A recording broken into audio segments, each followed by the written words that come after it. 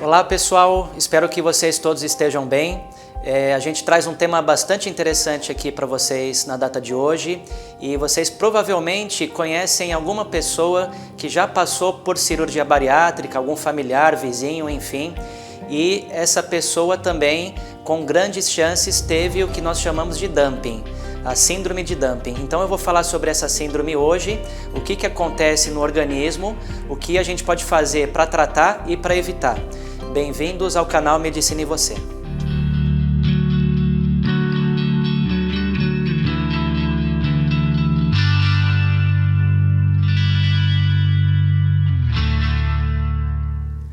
Pois bem, pessoal, então quando a gente fala de dumping, é um fenômeno bastante interessante que acontece dentro do organismo e nós sabemos que ele está presente em até 75% em todos os pacientes que são operados. Essas cirurgias elas podem acontecer tanto por neoplasias, por tumores no estômago ou pela cirurgia bariátrica.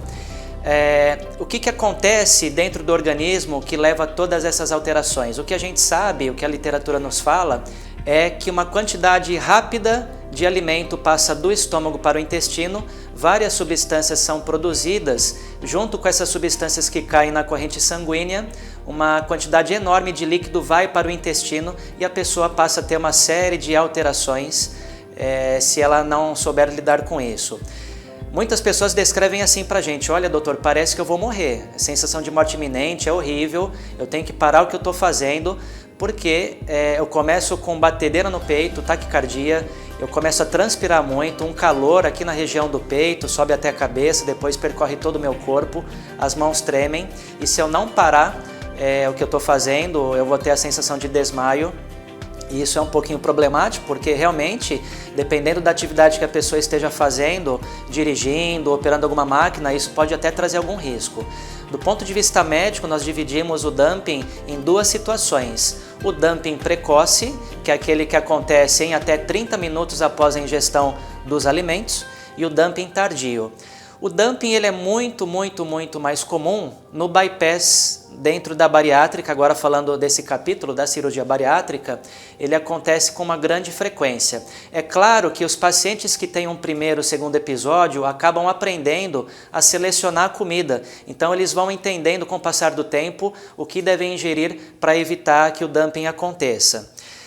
A gente tem muito claramente quais os alimentos que devem ser evitados para que o dumping fique longe de nós, tá? E o principal objetivo nosso dentro da dieta é evitar os alimentos que têm um conteúdo muito alto de açúcar, ou aqueles alimentos que têm os carboidratos simples, que são moléculas semelhantes à glicose e são rapidamente absorvidas pelo organismo, ok?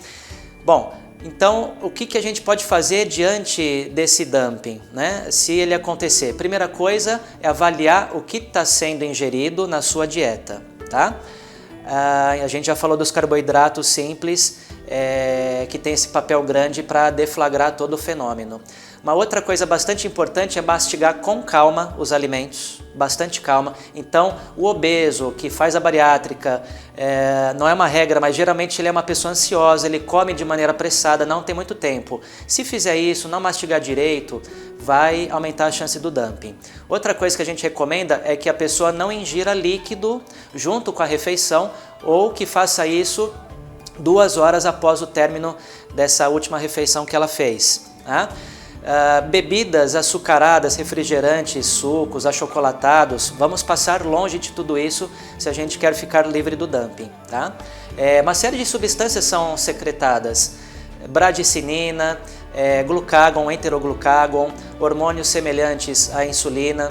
Isso faz com que esse alimento rico em açúcar eleve a secreção de insulina e depois nós caímos no fenômeno de dumping tardio, que é aquele que eu mencionei agora há pouquinho, que acontece entre 90 minutos a 3 horas. São sintomas mais brandos, digamos, menos assustadores, mas eles também trazem consequências. Então, só para a gente compreender como isso acontece, são sintomas semelhantes a quem tem uma hipoglicemia, paciente diabético.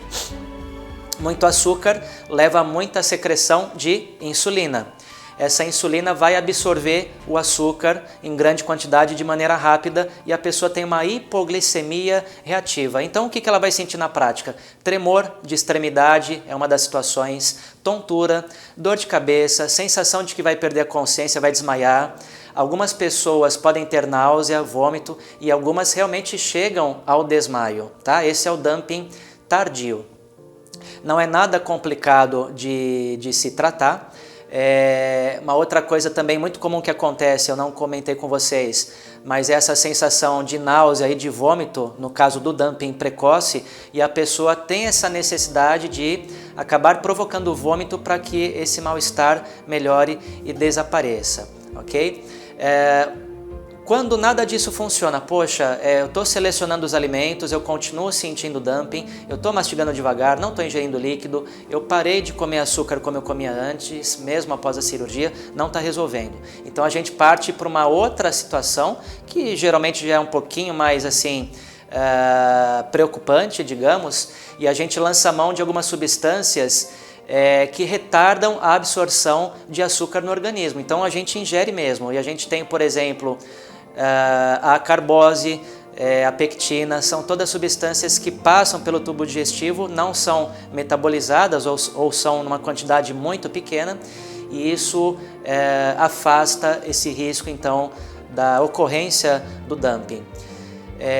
Qual que é o grande problema dessas substâncias? O problema é que é difícil, do ponto de vista assim, de paladar, elas não são palatáveis, então a pessoa não consegue aderir por muito tempo junto com a alimentação. Esse tipo de substância não é exatamente um medicamento, e quando a gente chega numa escala maior, a pessoa passa a ter repercussão no seu dia a dia, no seu trabalho ou no seu relacionamento com a família. O que o médico tem a fazer, o que ele pode oferecer? Ele acaba prescrevendo umas medicações que visam evitar que essas substâncias no organismo sejam secretadas, tá? Então esses sintomas de náusea, de vômito, eles desaparecem. Essas injeções podem acontecer de maneira quinzenal ou de maneira mensal. Tem algumas que são medicações depósito, elas são injetadas no músculo ou aqui na região da gordura, e elas ficam trabalhando por esse período todo. A principal delas que nós temos no mercado é a octreotida ou octreotide. Ela é um pouquinho assim, digamos, cara, mas tem a sua aplicação em uma série de doenças, não serve apenas para o dumping, tá?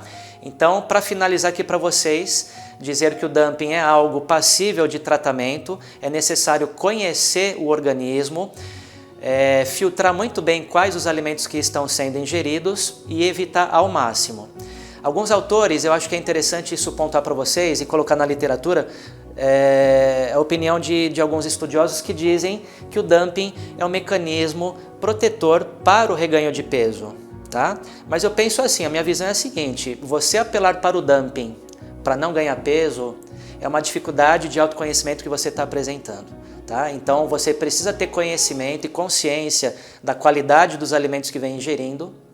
Isso é muito mais saudável e produtivo e funciona no longo prazo do que ficar passando de episódio de dumping em dumping para que não ingira alimento, porque muitas pessoas que têm isso com frequência, elas acabam ficando amedrontadas, assustadas e passam a comer muito pouco.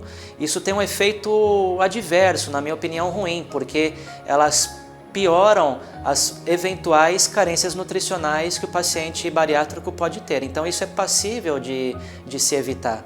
Não acho que seja o melhor caminho, embora alguns autores falem que isso seja um freio, digamos, para o reganho de peso. Tá? Essa é a minha dica de hoje, falando sobre o dumping precoce e o tardio, lembrando que ele não acontece só na população bariátrica, acontece nos pacientes operados por câncer ou por úlcera péptica, por exemplo, embora essa cirurgia de úlcera no nosso meio se tornou muito mais rara. E eu estou com vocês para responder qualquer tipo de dúvidas que vocês tenham aqui pelo nosso canal Medicina e Você ou pelas mídias sociais, pelo Instagram. Eu deixo o meu forte abraço e a gente se vê no próximo vídeo.